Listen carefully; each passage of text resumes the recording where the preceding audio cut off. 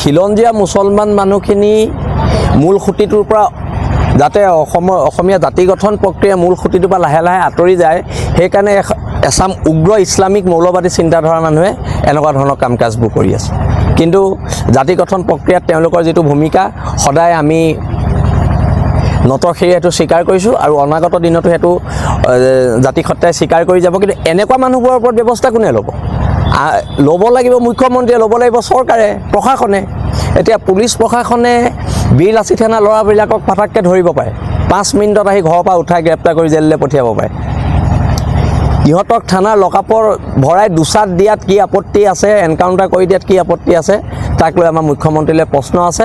আৰু মুখ্যমন্ত্ৰীহে কৈছিলে দেই, এই কথা বতৰাবিলাক আমি নাই কোৱা। মুখ্যমন্ত্ৰীয়ে কৈছিলে যে আমাৰ চৰকাৰ আহিলে এওঁৰ দৰে মানুহ 5 বছৰ জেলৰ পৰা নোলাব।